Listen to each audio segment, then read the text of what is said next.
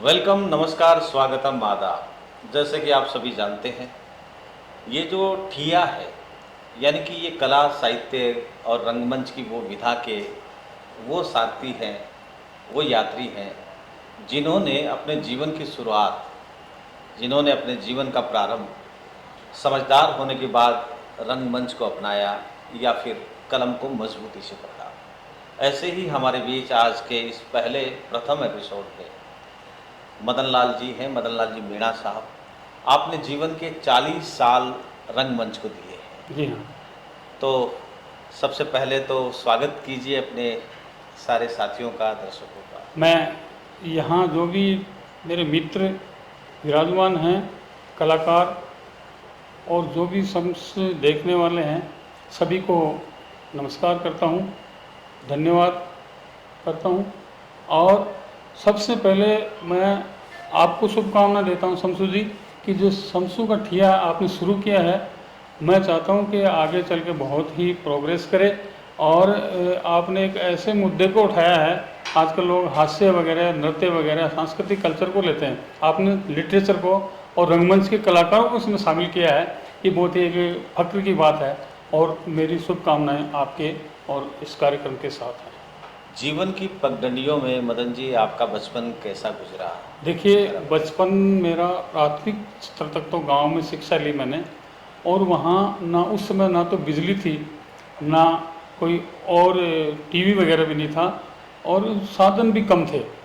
तो बहुत अभाव में जीता। मेरे पिताजी हैं एक साधारण कर्मचारी थे स्कूल के अंदर, और बहुत कम न्यूनतम वेतन मिलता था। तो उसी वेतन में हम सारे घर वाले और मैं भी जो है उसको देखते हुए मेरा एक तरह से कार्य आगे का बनाता था। पढ़ाई का है, पहनने का है, शौक सारे मैं कर नहीं पाता था और उसके एडजस्ट करके चला। अच्छा, ये जैसे रामलीला में काम करना या मंचों पे काम करना, आप बाल्यावस्था से ही आपने ये देखिए, सीख लिया था या मेरा कैसे? जो है 11 साल की उम्र में सीख कर आया था, चितलांगे स्कूल में एडमिशन लिया था 6th क्लास में।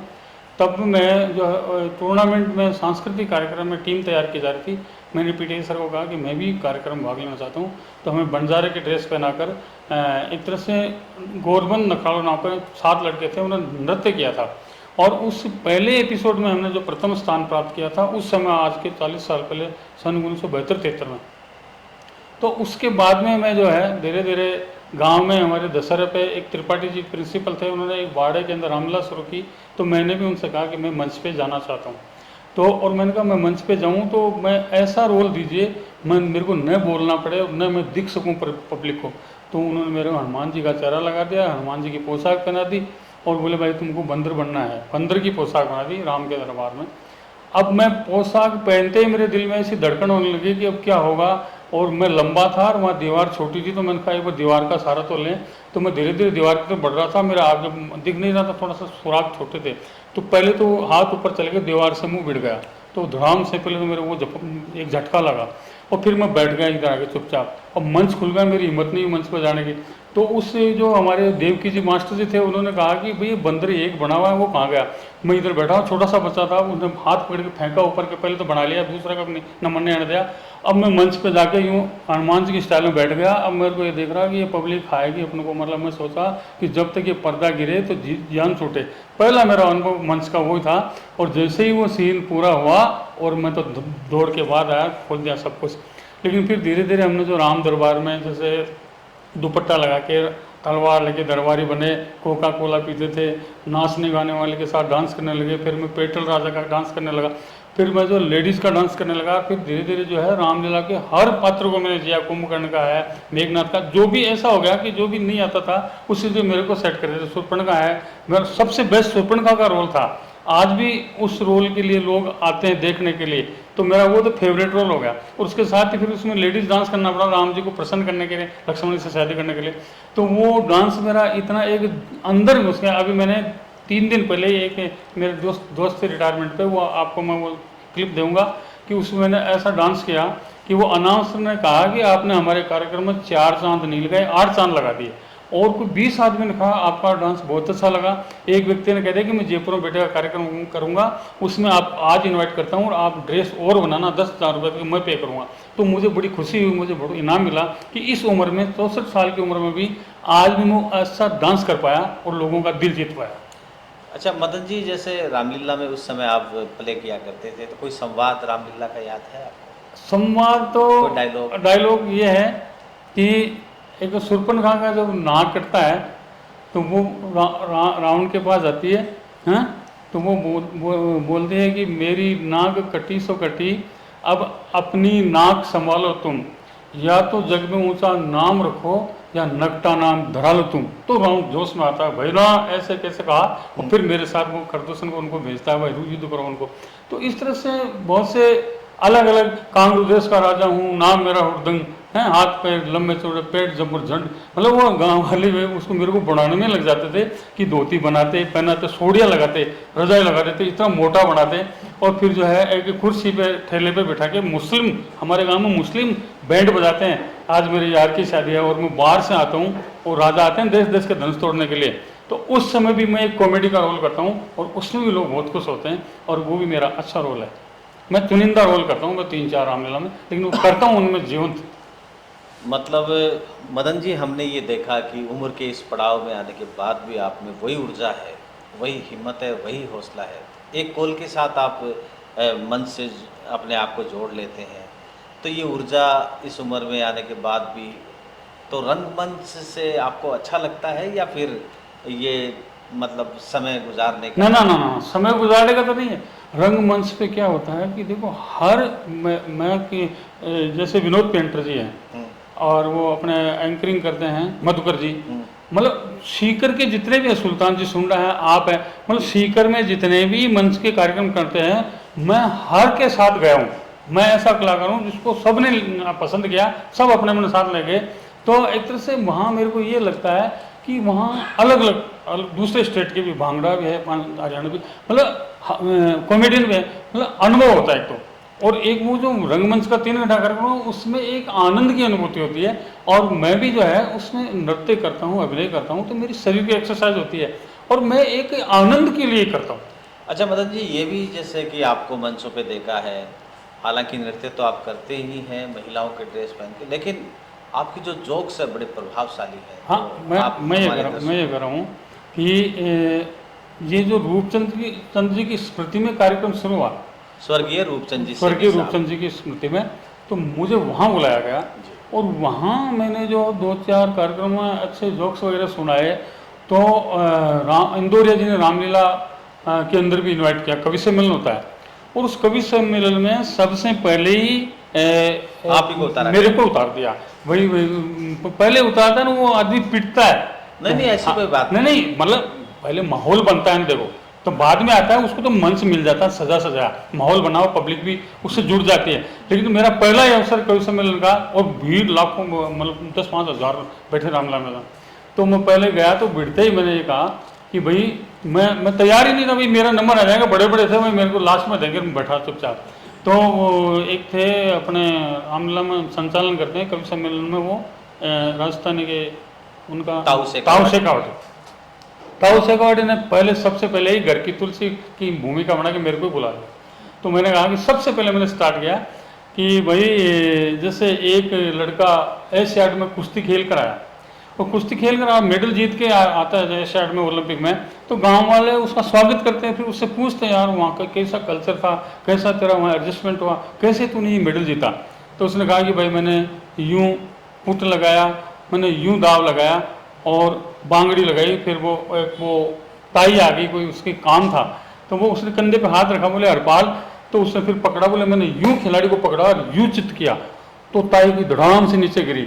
तो ताई बोली मरी लिया यूँ क्या करो, तो मैं बोलो ताई दाव पर चढ़ गई।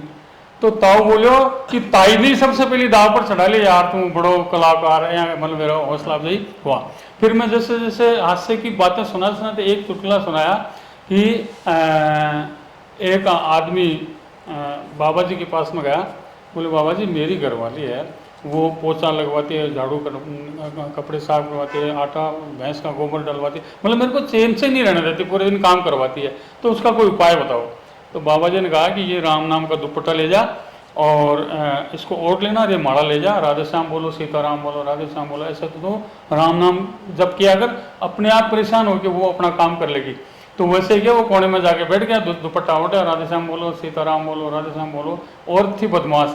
तो वो एक प्लेट में तो आलू ली, वो लहसुन ले आई, एक खाली प्लेट ली और बोली राधे श्याम बोलो और चाहे सीताराम बोलो, रोटी खानी है तो ये लहसुन छोलो।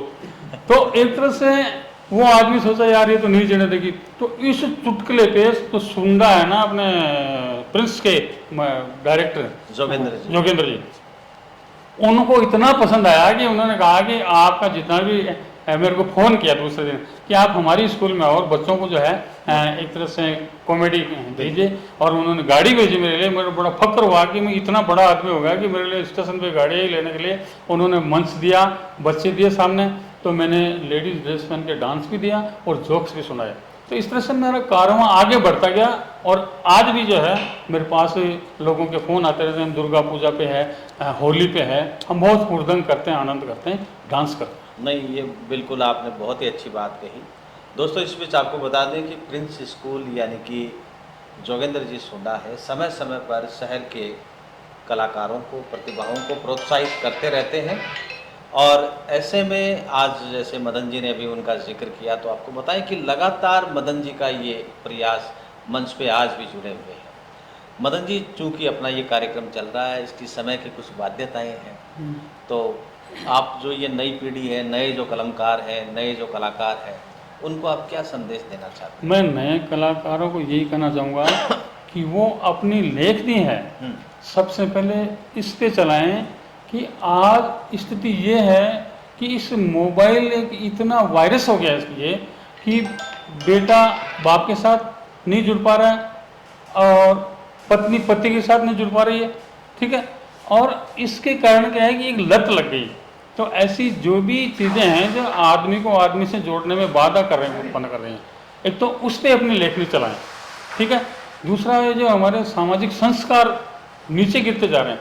देखिए मैं एक जगह मैंने देखा कि एक कलाकार ने घूंघट के प्रकार बताए, ठीक है, कि भाई पहले तो लंबा घूंघट होता था, है ना, फिर जो है घूंघट थोड़ा सा ऊपर आया, फिर औरतें कभी यूं करके यूं करती, फिर जो है दोनों आंखों से देखती औरतें घूंघट में, ग्रामीण क्षेत्र की औरतें, फिर एक आंख से देखती, ठीक है।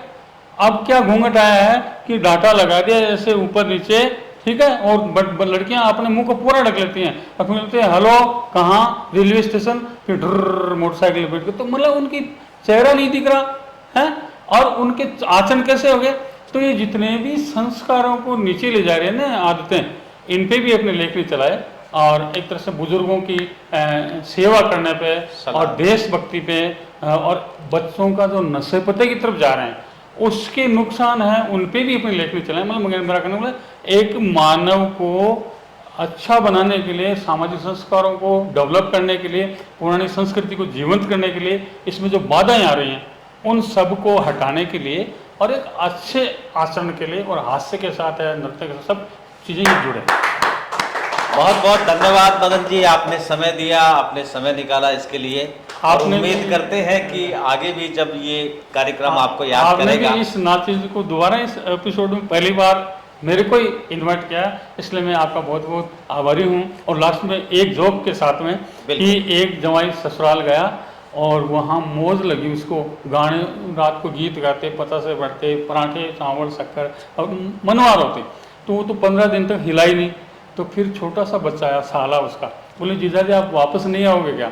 तो बोले कैसे नहीं आऊँगा? तो बोले आप जाओगे जब तो वापस आओगे। तो उसके दिमाग में आई यार अपन तो 15 दिन रुक गए।